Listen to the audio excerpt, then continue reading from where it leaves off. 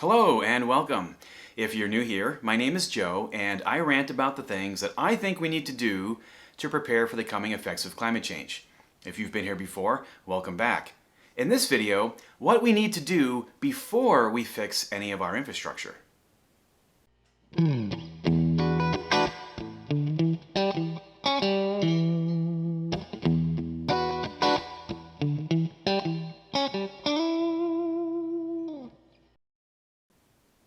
Now by infrastructure, I'm going to focus on just three things: bridges and roads, dams, and our power grid. Let's start with the power grid.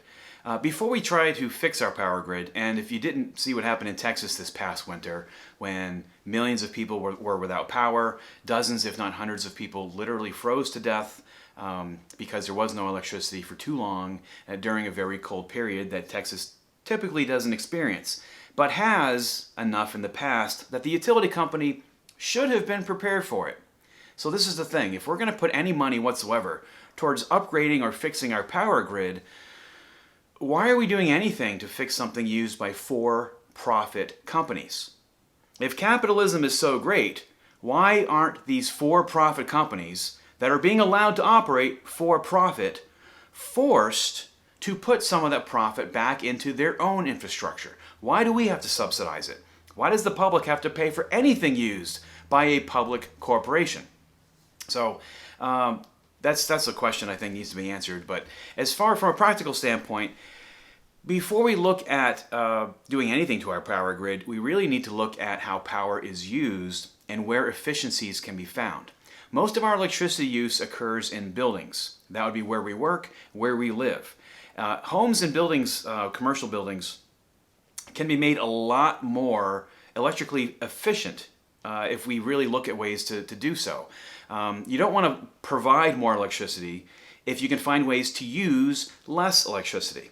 So we really need to look at ways to make homes and buildings, homes especially, a lot more efficient. It's hard to do it at the home level because that lands on the shoulders of homeowners who maybe don't know what to do or don't have the money to do it. But this is where a lot of electricity could be saved. Most of our electricity comes from fossil fuel burning power plants, which is why this is a problem.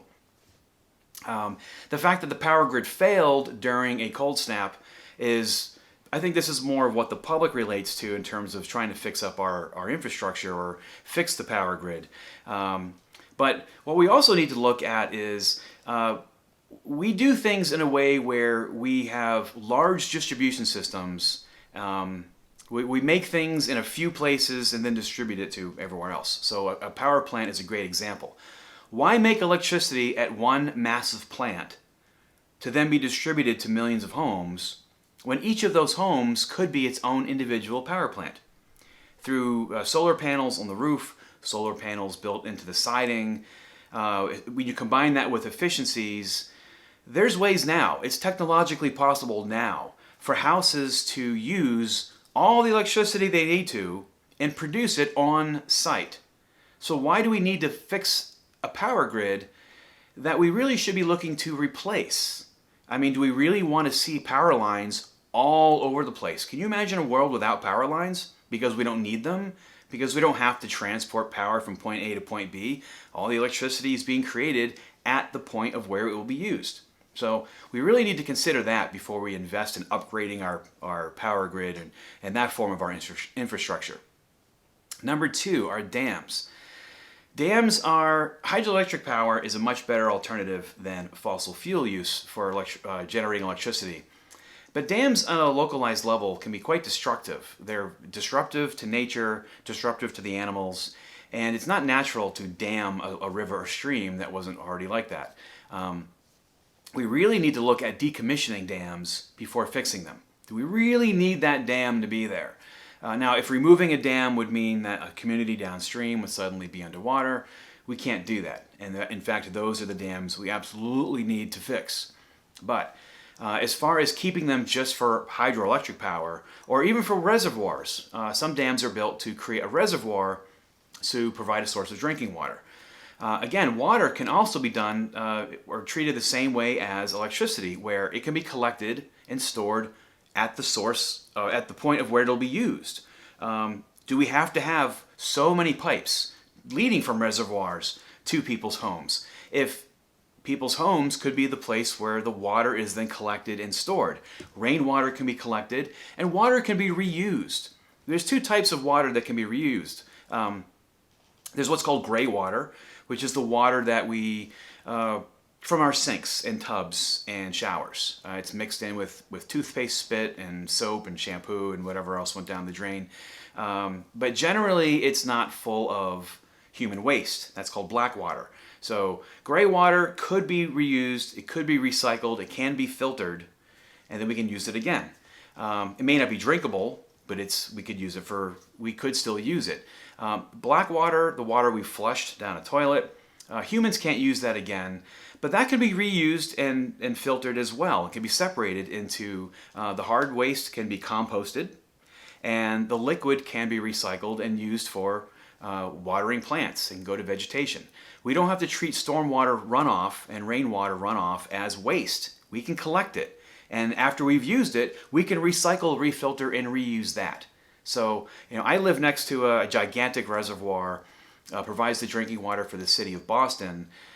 Literally water that runs off of my front yard ends up in this reservoir. It goes down into a drainage ditch along the road, then goes under a pipe, flows down a stream for about a mile, ends up in the reservoir. Someday someone in Boston's probably drinking it. So literally my rainwater runoff is part of Boston's drinking water. Boston, get your own water. We don't need to be thinking of taking water from 100 miles away or 60 miles away, whatever it is. I don't know how far I am from Boston, but I'm in central western Massachusetts. And a lot of that water doesn't make it there anyway. It leaks out of the pipes. And this was a system that was built back in the 30s. 4 towns were flooded. All the houses had to be torn down. Cemeteries had to be dug up and moved to build this reservoir. Do we really need to be thinking do we need 1930s thinking in terms of the way our infrastructure works with drinking water? A lot of our pipes date back to that to the 30s, if not older anyway. Let's completely rethink electricity and water before we go replacing everything with new infrastructure that is really obsolete in a lot of ways. Climate change will see to that as well. The third thing, bridges and roads.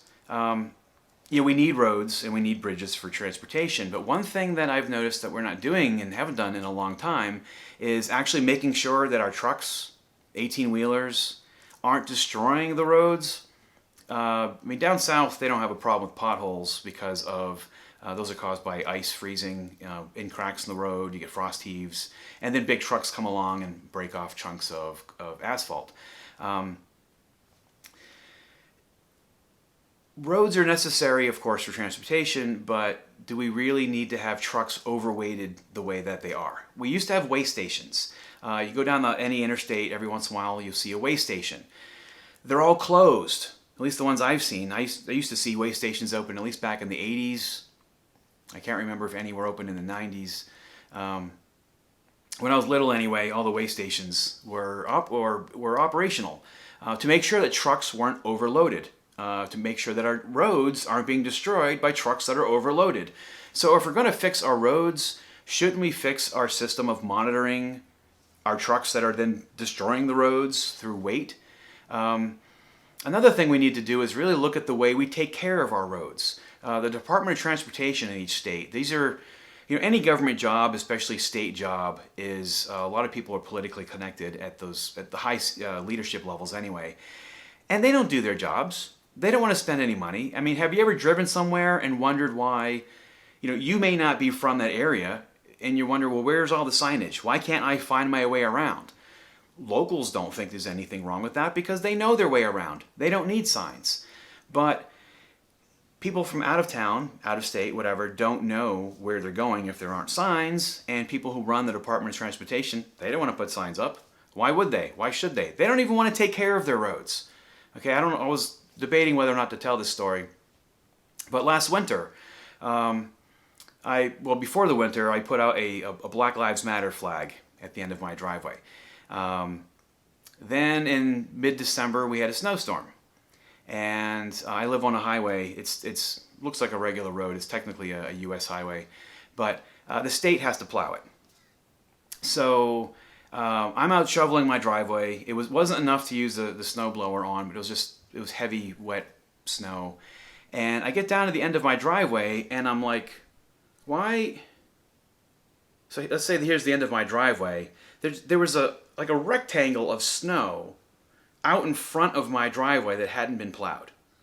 So if here's the side of the road, if you're looking down there, I could see the plow had plowed all the way to the edge of the road to one side of my driveway, and all the way to the edge of the road on the other side of my driveway. But in front of my driveway, all the snow was still there. And I couldn't figure out what happened. How would that have happened?